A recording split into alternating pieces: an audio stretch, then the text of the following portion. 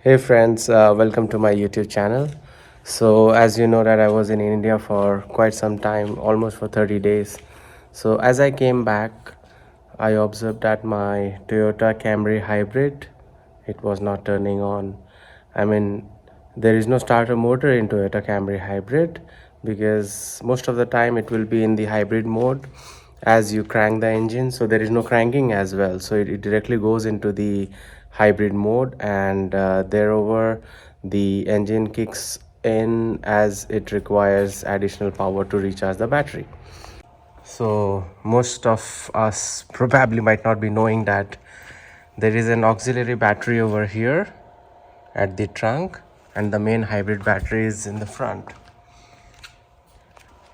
So I checked the battery voltage through a multimeter, and I observed that the battery was just showing 4.3 or 4.4 volts, which suggested that the battery has almost died down. Now the car is almost like 12 years old, so most of the people told me, even the mechanic told me that probably the battery is gone. So most of the people told me that I'll have to replace the battery, because in Canada there is nothing you have to recharge the battery or something. You can't even recover it, you can't recharge it, and this is a AGM battery, and the AGM batteries usually they don't draw too much current, and it draws very little current as soon as it is in the cranking mode or under the power mode. So I called up the Toyota dealership, and they asked me to pay $550 for the battery, because it's a Panasonic battery and it is just provided by the OEM, which is like a shocker. Most of the batteries are usually in the range of $150-$160. You can directly go and buy from Costco, Canadian Tire, Walmart, and they will provide you with the specific battery, but not of this one. So they were asking me $550, and I was reluctant to pay. I thought that probably I'll try to recover the battery first and see where it goes. So what I did is I purchased this NEXPEAK intelligent pulse repair charger. So it generates pulses in this range, 7 stage charging process. So if the battery is like totally gone, like dead gone, as the case might be with most of the people, so what it does is that you have to press this mode, and right now I press this mode and it is in the AGM gel mode. The reason is that mine is a AGM battery. So you press the mode such that it goes to the repair one, and maybe put it overnight for the repair. So that's exactly what I did. So I actually connected everything, so I'll tell you how to connect it as well. So this has two ends. One is the positive, other is the negative. It goes to the positive end of the battery and other to the negative end of the battery. So you start with connecting the positive end and then the negative end, and then basically the other end has just a 2-pin connector here. Now this is an extension cable which has been connected to that 3-pin over there. So as soon as we connect everything, it will start charging the battery. Now I started with the charging mode, the normal charging mode, which was in the AGM mode, as the case might be with. So the normal batteries are usually standard batteries, but mine is the AGM battery. So I pressed this, so it automatically detected that it is in the AGM mode as soon as I connected everything, and within 10 minutes it said that it is fully charged. But as soon as I took out this plug, it said that the battery voltage is just 6 volts. So that means it was showing a fake charging. So what I did is I pressed this button 3 times and it went to the repair mode, and at the repair mode it started generating this 7-star charging process. So these are the 7 pulses it will generate. These pulses are basically high voltage, high current, and then a combination of high voltage and high current. It will try to repair the cells which has been damaged. So as soon as the cells are activated, it will start accepting more current and more voltage such that it can regain its power. So it will try to be in the charging mode for longer duration. So what it does, it will repair the battery itself for around 12 to 14 hours. After 12 to 14 hours, I came back, I checked, it said full means the repair is done. And then I checked the voltage again, so it went back to around 10.5 volts or something, which suggested that it is actually in the 80% charging mode. So again, I put this in the AGM gel mode, and then I put it for charging for around 2 to 3 hours, and then hola, my vehicle started. So probably as soon as I post the video, the battery makers will be after me. I don't know, but there is a way you can actually recharge, or rather you can actually recover your battery. It is super easy. It's just you have to buy these kind of pulse chargers. These chargers are able to generate these pulses, and you will be able to recover your battery. Now the example is my battery, this Panasonic battery. For most of the Toyota Camry hybrids, they are AGM and deep drawn batteries. So it was totally dead. It was around 4.5 volts, and it was not allowing me to start my engine. So after I put it under the recovery mode, the repair mode, and then I put it for charging. So the recovery mode was for around 10 to 12 hours, and the charging mode was around 3 to 4 hours, and I was able to crank the engine. It went into the hybrid mode. As soon as I cranked the engine, I took it for a spin for around 30 minutes. Then the whole day I kept on checking the voltage. So the voltage never went down from 12.5 to 12.6. It stayed the same more or less the whole day. I checked every 2 hours, every couple of hours I was checking, and I could see that it is not going below 12.4 hours, which shows that the battery is already recovered. So I left it for around 30 hours, that is like a day and a half, and I again checked. It was showing 12.4 volts. That means the battery is able to regain its power, and it was able to sustain the charge. Now, as I told you in the beginning of the video, that the battery was not fully charged when I took it for a spin. I charged it in the AGM mode for around 3 to 4 hours, but it was still not fully charged. It was under 80 to 90% or something. So still then it is able to sustain up to 12.4 to 12.4 volts. Right now I checked. So what I did is, after like 30 hours, I have again put it for charging, and I will see after maybe a couple of hours when it says fully charged. I will check the voltage, so I will know for sure that what is the max voltage of this battery. So right now it is in the charging mode, and you see that it is under the 100% blinker. So only the 100% is blinking. Now these are the input voltage and current.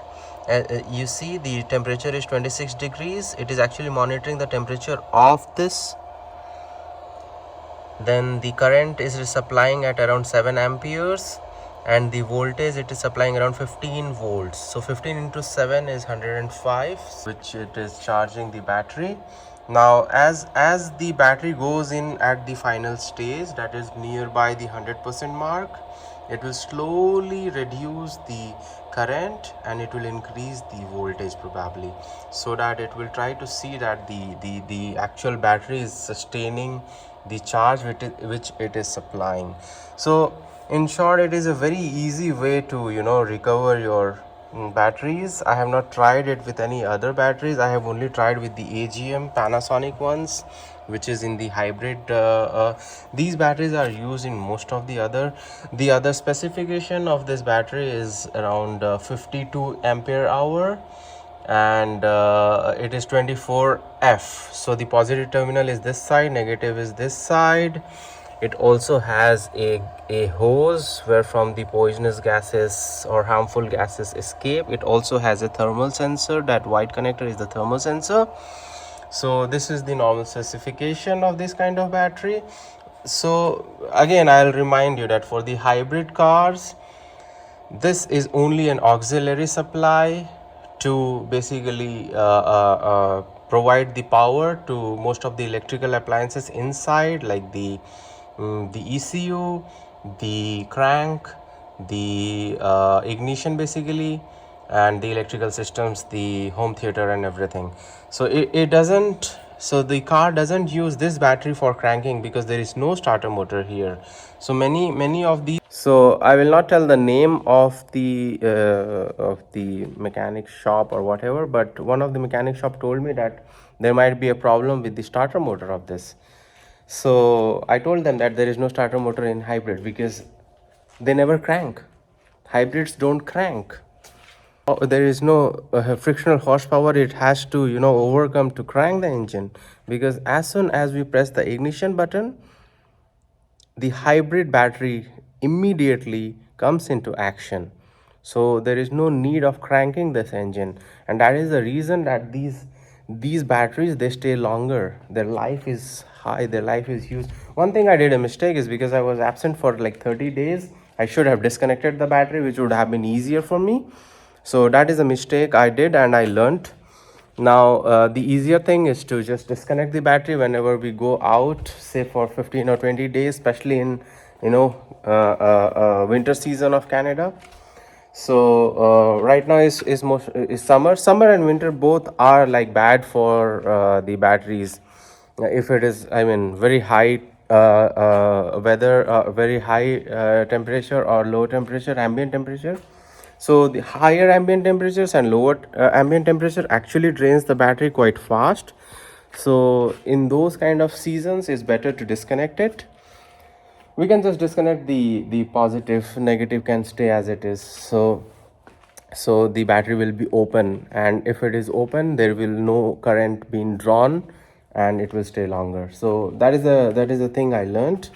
But now I can say I did it myself. And I didn't tell you the charger price. So the NEXPEAK charger, actually I just paid around $47, although the price is just $35, plus there is a $10 discount. So ideally it should have been like $25, but I opted for 1-day delivery because it was too important for me. So ultimately I paid around 47 bucks, but it saved me quite a bit. And I actually had to take a day leave from my office as well, because I was really worried that my car is gone or something. And the car mechanic where I took my car, I could actually jump start my car, and I took it to a mechanic. They told me that we will be unable to change your battery because it is connected to the hybrid system, and if something goes wrong, then we'll not be able to provide you the warranty. So it's a little complicated system, and we have suffered in the past. So we will not be able to like change your battery or do anything of that. And I was like, what?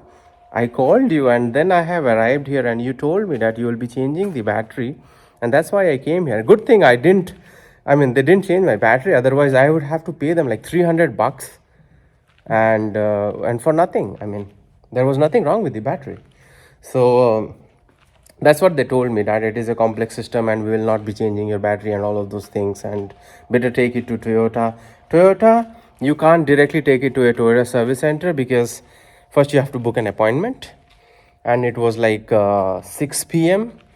Their after service is closed by 5:30 p.m. at most of the locations, and you cannot go there without any appointment. So I called the Toyota customer care as well, and they told me that since you don't have an appointment, you can't even bring your vehicle or drop it here or whatever.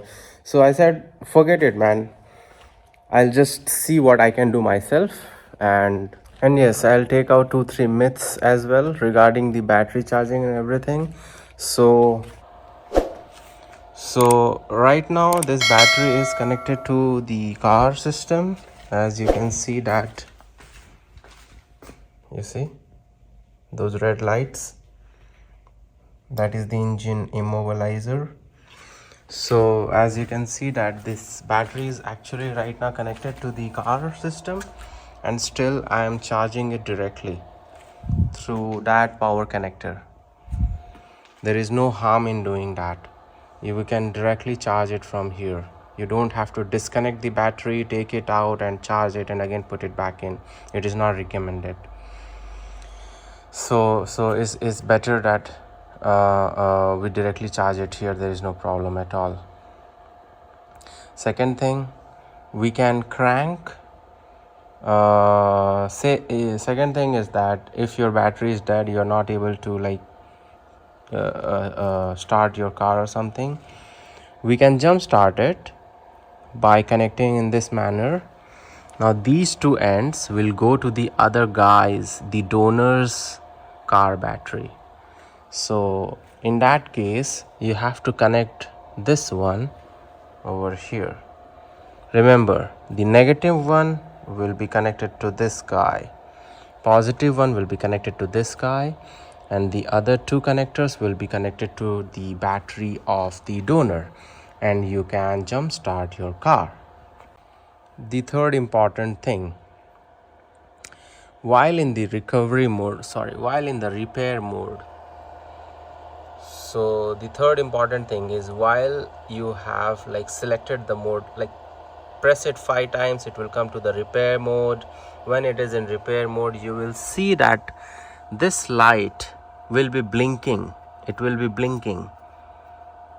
Okay, so it will be blinking into low mode and high mode. Even the blinkers inside your car, they will also be like blinking at a high and low power mode. So you don't have to be afraid of that. It's just that there are pulses going inside this battery, like high current pulses or high voltage pulses, and that's why it is blinking. So there is nothing to be worried about. So right now my car is in charging mode. I just wanted that last 1 or 2 hours so that my battery goes to the full potential. I'll leave it for a couple of hours and I think I'll wrap my video here. If you have any doubt, please give me a message in the comment box, and if you like this video, please give me a thumbs up and subscribe to the channel. Bye bye.